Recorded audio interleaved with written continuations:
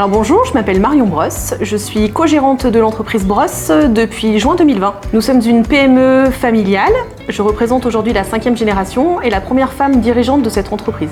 Et nous venons de fêter nos 130 ans puisque nous existons depuis 1892.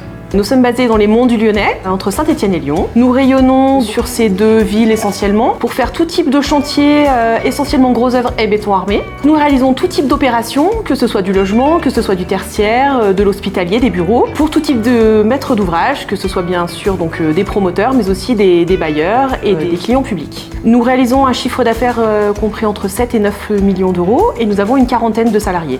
Et ces dernières années, nous avons créé 2 entreprises de promotion immobilière, le but étant de nous diversifier d'une part et d'autre part à moyen terme de pouvoir alimenter l'entreprise de bâtiment.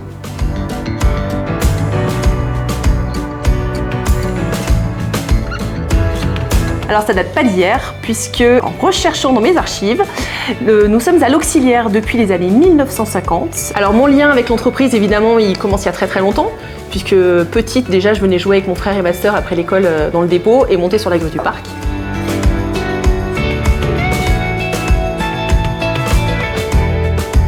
Après mon bac scientifique, je me suis orientée sur un DUT de génie civil à l'université d'Égletons et j'ai enchaîné après avec des études d'ingénieur par alternance au CESI de Montpellier. J'ai intégré une PME régionale basée dans l'Ain qui rayonnait essentiellement sur Lyon où je suis restée pendant 6 ans. Ça m'a permis de me former au métier de conducteur de travaux et puis de découvrir des opérations variées, du laboratoire pharmaceutique en passant par les chantiers de montagne ou aussi de la grande distribution. En 2013, je suis revenue dans l'entreprise pour épauler mon père, Didier Brosse, à la conduite de travaux et je me suis occupée principalement au départ des chantiers sur la région lyonnaise, ce qui était assez sympa puisque j'ai rapidement retrouvé plein d'interlocuteurs que j'avais croisés dans mon ancienne entreprise. Quand on dit que le monde du bâtiment est tout petit, c'est une réalité. Et au fil des années dans l'entreprise, je me suis occupée de plus en plus des chantiers et quand j'ai émis le souhait de vouloir reprendre la société, il était évident qu'il fallait que je complète ma formation, que je révise des choses comme effectivement le droit social, le management, mais surtout que je me forme à tout ce qui était la gestion financière des entreprises. Et pour cela, j'ai intégré l'ESJDB, qui est l'école supérieure des jeunes dirigeants du bâtiment, qui est une école qui a été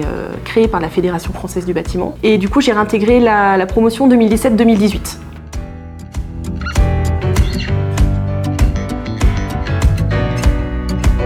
Concernant les difficultés, aujourd'hui je peux pas dire que j'ai vraiment rencontré des problèmes particuliers. Je pense que l'important c'est la compétence, le sérieux, qu'on soit aussi bien avec des clients qu'avec des architectes, mais aussi avec les compagnons de chantier, que j'ai par ailleurs côtoyé assez régulièrement lors de mes jobs d'été à l'entreprise, avec eux, le marteau à la ceinture.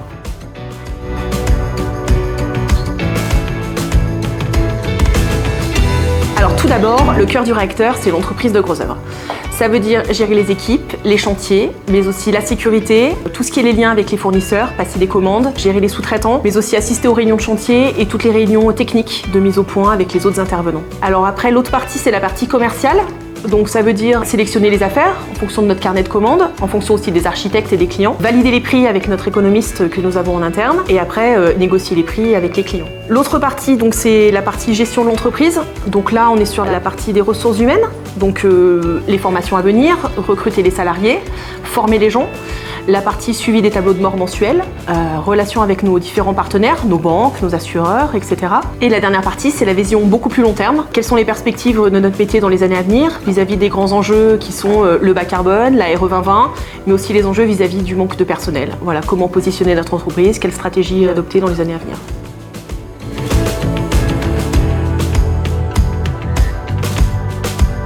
Alors effectivement, faut pas se le cacher, je suis quasiment tout le temps la seule femme. On dit souvent que la présence des femmes a tendance à apaiser les tensions et souvent amener un peu de retenue dans les échanges, ce qui est quand même, faut dire, de moins en moins vrai. Par contre, en interne, je suis épaulée par une super équipe hyper efficace et là, pour le coup, qui se féminise de plus en plus. Voilà, donc à l'entreprise, on est plus de filles que d'hommes, en tout cas dans les bureaux. Et en petite anecdote, c'est vrai qu'en négociation, je suis clairement identifiée comme la dirigeante de l'entreprise. Néanmoins, quand on commence à parler technique, souvent ça étonne un peu les gens que je m'y connaisse aussi dans ce domaine-là. Et d'autant plus quand je vais leur dire que c'est moi qui vais suivre le chantier, là on sent un petit air surpris assez fréquemment.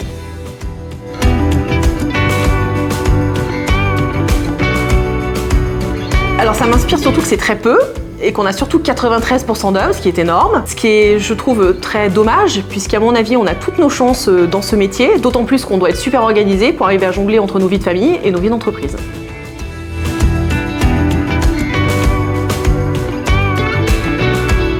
Non, je suis pas encore engagée sur le plan associatif, en raison surtout d'un manque de temps avec 3 enfants en bas âge. Néanmoins, je vais m'engager prochainement un peu plus dans la chambre de maçonnerie de la Fédération BTP de la Loire. Et j'essaye aussi de me dégager du temps pour participer aux activités scolaires de mes enfants. Donc les sorties, les lectures à la bibliothèque aussi, que j'essaye de faire assez fréquemment.